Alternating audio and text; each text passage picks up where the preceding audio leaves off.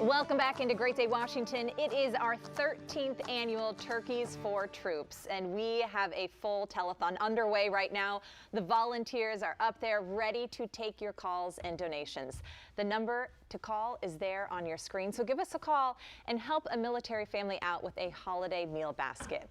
This is just one of the many initiatives the USO does to help our military families. So here to share even more and the ways that USO lifts up our active duty members of the armed forces is Paul McQuillan, who is the chairman of the USO Advisory Board. Welcome, Paul, to Great Day Washington. Well, thank you for having us again.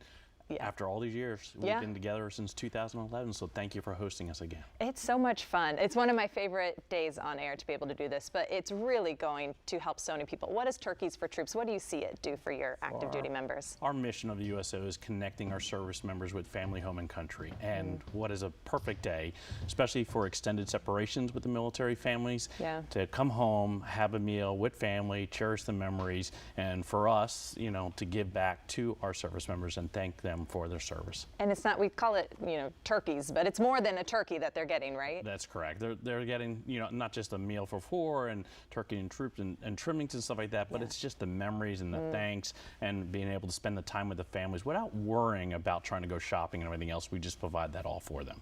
You've been doing this since 2008, I think is when you started, right? Yep. Why do you bring it back every year? It's an important holidays, as you know, is connecting everybody, especially with family and friends. And, you know, and the year goes by so quickly, and like I said, the extended separation of the military families and spending time with the family. So this is a great chance for the American people to be able to say thank you for your service. Yeah, but I know it's a big day for us here, for everyone, but it's just one thing that you do throughout the year. What are some of the other projects you're working on and key points of what you're doing to get back? Sure, a lot of folks probably don't know that USO has about 270 locations around the globe. We are in 15 countries, 5 continents. Here in the local National Capital District, we have about 10 installations, and we service about 500,000 service members and their families. So there's a lot to do with the programs we do throughout the years.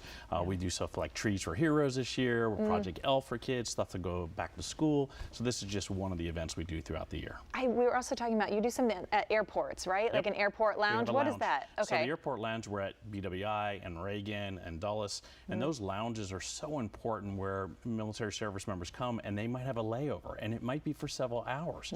So they come in, we have a place to park their luggage, get a hot meal, you know, coffee, be able to sit in a nice comfortable chair. You know, maybe sometimes they want to play an Xbox game or something like that. It's fantastic. Or watch a sports event. We have everything. It is really like a 5-star lounge. Correct. Wow. Oh, okay. Can I be jealous? Is that okay? Sure. And if you're ever in one of the airports, please stop by and say thank you to the troops. Yes. And it's all manned by volunteers. So we have about 1,500 volunteers that do over about 120,000 service hours a year, and it's all staffed by volunteers. It's the whole USO, because we were talking about your position even, right? Yeah, I'm a defense contractor, so, you know, run called OCS Technologies, and with that, you know, we service the military, and this is our way of also giving back, and we're a volunteer board like myself, and be able to support our men and women. Yeah. Now, correct me if I'm wrong. USO was founded in 1941, right? 1941. That's correct. How has it changed since the beginning, or maybe has the core values stayed the same? The core values have always stayed the same of connecting family, home, and country. But the mission, as we know, is global now, and it's everywhere. So the USO has to be adaptive. Just what's happening over in Europe right now, we've had to go forward, support the troops that are out there supporting, you know, our coalition allies, and be able to provide them programs and services that are not quite there yet, but the USO step forward and be able to provide those services. Wow. I can't imagine. I mean, that's, you've seen through many different wars and different times, even political times. I'm sure you've always been here. Yep, that's correct. Always. Wow. And we'll always be there for our troops. Wow.